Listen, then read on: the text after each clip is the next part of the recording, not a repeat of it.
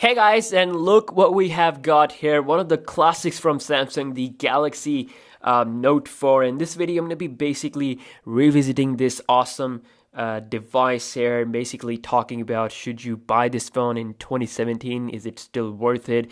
And basically, I get so many questions from people saying that they should go with like an older flagship instead of, let's say, a newer mid-range phone in that same price point. So where I live, the Galaxy Note 4 is like available used for $250, $200. So it is super cheap. Okay, so let's talk about what Note 4 offers in 2017. Is it still really good or not? Talk about the build quality of the Galaxy Note 4. It's featuring a plastic back here, which is of course removable, so you can remove the battery, and you have the option to insert the micro SD card and the SIM card. So it's like the traditional Samsung design language is there with the Note 4, and also it was the first time where Samsung actually did something like premium. They added like a metal rails on the side because the Note 3 was like super cheap and it got like lots of criticism. So that's why Samsung improved its quality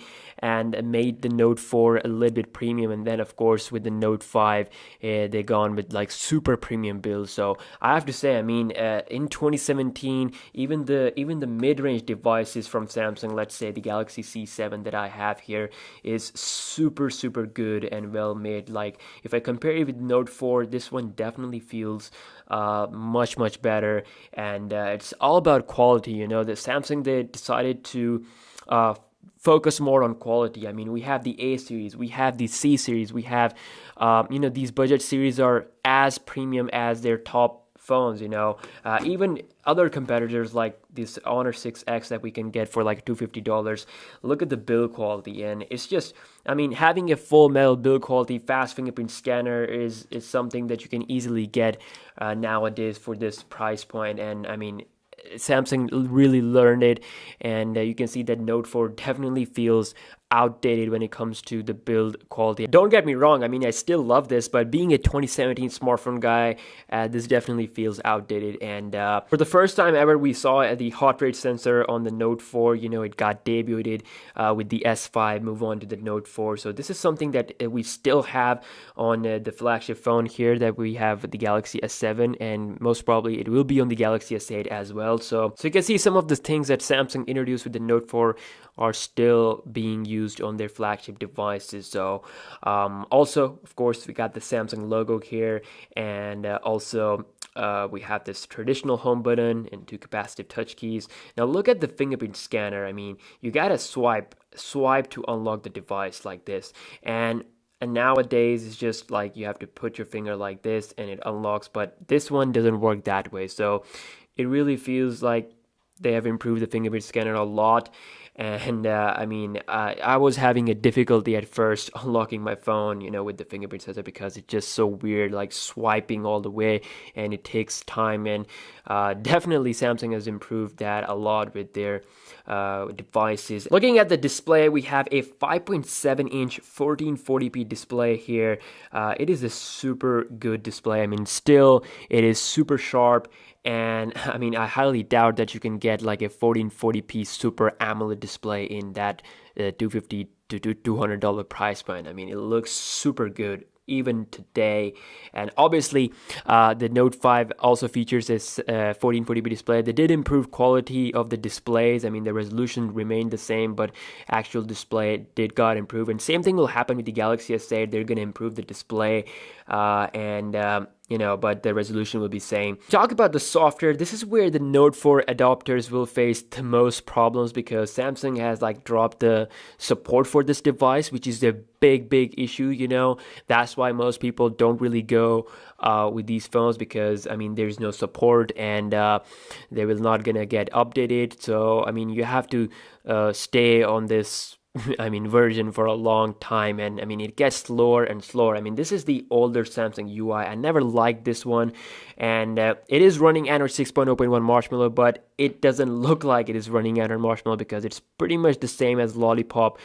They didn't change anything software design wise, like they have changed with the S6, and even the mid-range devices have the latest Samsung design language that first introduced with the Galaxy S6. So it's still looking like Lollipop, but it is actually Marshmallow. So I'm just going to show you guys the version here. Thankfully, we do get some core Android Marshmallow features with the device. For example, the now on tap and the doze, and the things that were the core features of Android Marshmallow. Those features are there, but Samsung on their part, they haven't done anything with this device software wise, and that's going to be a big issue because in the long run it will become slow. The processor we have is Snapdragon 805. We got 3 gigs of RAM. It is fast run. Like, I don't feel this device like lagging. I can still it can still be used as a daily device without any problem. It feels fast. Like, I've been checking out Instagram and using it, and I mean, it doesn't feel like it's lagging. But while I'm using this phone, I do feel like the battery percentage, like the battery drain, is faster when it's like on Wi-Fi, and it does support fast charging, which is nice. But the battery drain is actually pretty ridiculous. Even for 2017 standards, this device doesn't feel like it's lagging or anything like that. But again, in the long run, due to the lack of software support, it will start to lag.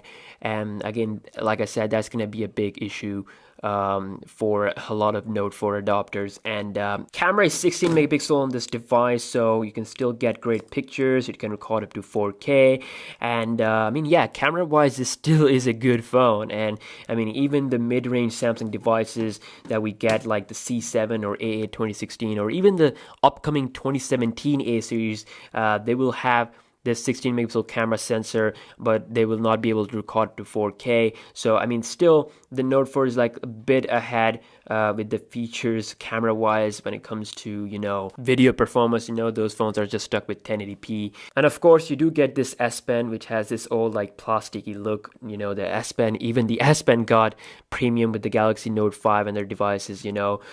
So it is nice. I mean, overall, the Note 4 is still a great phone, one of the most overpowered devices, you can say. I mean, once a flagship, always a flagship. The features are still top notch, but the thing is that the lack of support is something that is going to affect a lot of people's decision. Again, future is changed, and nowadays you can pay less and get super awesome build quality phones, which of course the Note 4 fails to provide.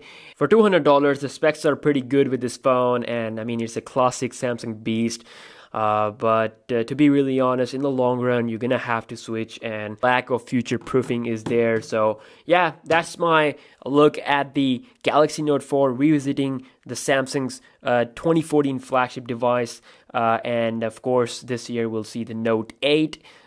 Which is gonna be super awesome. I might make some more videos like this, revisit some old devices. It feels really awesome. So thank you so much for watching this video. If you enjoyed this, give this video a thumbs up, and I'll see you guys in the next one. Peace out.